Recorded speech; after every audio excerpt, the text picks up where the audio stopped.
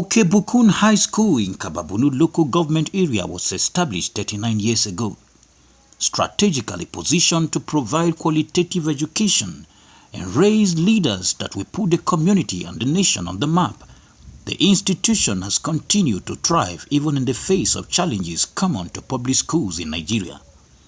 As an agrarian community populated with low-income earners, the community needed a school like Okebukun High School that will provide academic opportunities even for the less privileged. It's very crucial. Next year they'll be marking the 40th anniversary. When the school was established about 40 years ago, it was the only secondary school that about 3 villages can attend. So we had students coming from the village next, Ayegunle. Probably they have secondary school now, coming here to school. So it's very crucial, and it was the only secondary school for more than 25 years. Now we have UBA for JSS1 to JSS3, but this is still the only school in the whole village, in the entire village, that the student can attend, except if they go to Kaba. So it's very crucial, and the standard was very high, such that students will even come from Kaba, leave St. Augustine Barnabas to come to school here. I'm part and parcel of this school. We started it as a community lab in 1983. There was transfer here as a full-fledged teacher, 86, and I was the first exam officer. And we produced the first graduated student in 1988. And since that time, I left this school in 92. But since that time, I've been part and parcel of this school. The 34th graduation and prize-giving ceremony held on 29 July 2022 was another milestone in the history of the school.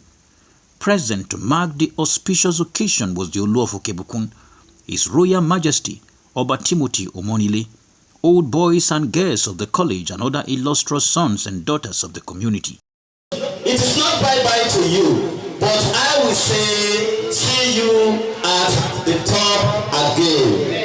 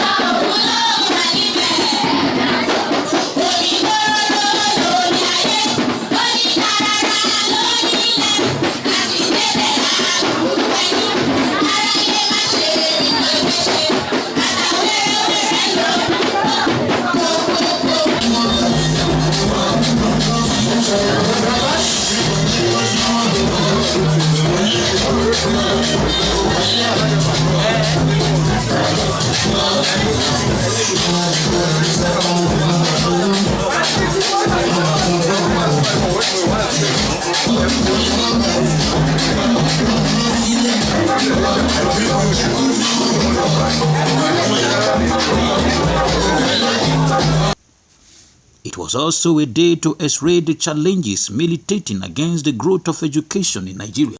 In a paper titled Education Yesterday, Today and Tomorrow, the chairman of the occasion, Malam Zekeli Ibrahim, appealed to the government and stakeholders to initiate programs that will return education in the country to its glory days. Leadership. The government has to still do a lot. There are lots. I'm talking about the structures now.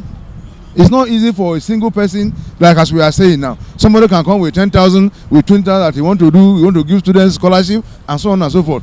But this house now, before you can put this structure together, you need millions, which can quickly be done by the government. So we want the government to come to the aid of the system, from head to toe.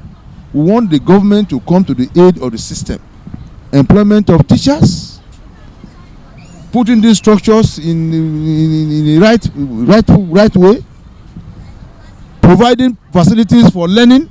There are no desks, no chairs, no tables. These things during our own time, we have them. I attended government secondary school where we have lockers and chairs already made. You only just to come and sit down. Guest speaker and former students of the college, Dr. Alfred Meseko, had words of hope for the graduates in a speech titled, "If the man is right, the world will be right." He said the students have the potential to become great in spite of their backgrounds and societal limitations. Is that they should not look at the environment to define themselves. they should not be short-sighted. I want them to be long-sighted because, like I said, I started here, and the people I mentioned in the speech, like Air Commodore Dila Lunge, was also raised in this village. The Commissioner of Education, Wemi Jones, was in this village, and these people are very successful. So I try to motivate them that they should not look down on themselves. They should not be short-sighted. They should be long-sighted. They should think outside of the box, and that what dictates success, it's about the person's ability. It's all about you. Opportunities will come if you are prepared. And if they are poor, it is nobody's fault. It's not the fault of the village, not the fault of their parents, but their own fault. So if the man is right, and the man can be right in being diligent, the man can be right as students are studying your books, going extra mile. That is very key. And that's why I mentioned Gladwell's research that says 10,000 hours is needed to master any discipline. And so if there's any discipline, if you don't know how to play keyboard at all, you can get started today and just budget 10,000 hours and you'll be good.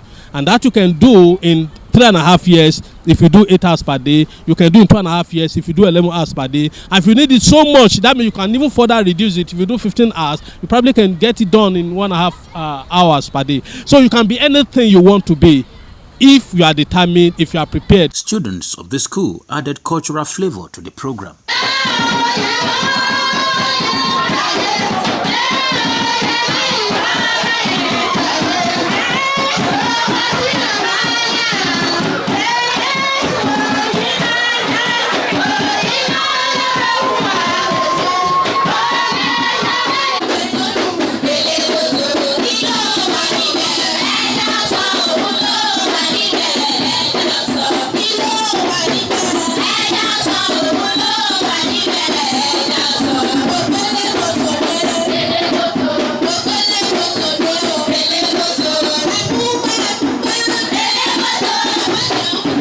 Another guest speaker, Dr. Funsho Jacob Omonile, spoke on the need for the society to promote its culture in the face of the threat of cultural imperialism. Is to build a good characters in the life of the child or of the student that will determine their attitude in life, their focus in life. And this focus in life can be built up through education value. They will know that being in school is to achieve a goal, not for studying's sake. The principal of the school, Mr. Owutomo A.O., while giving his scorecard, said the college has made appreciable progress in spite of structural decay. Just about 2 years ago, I took over.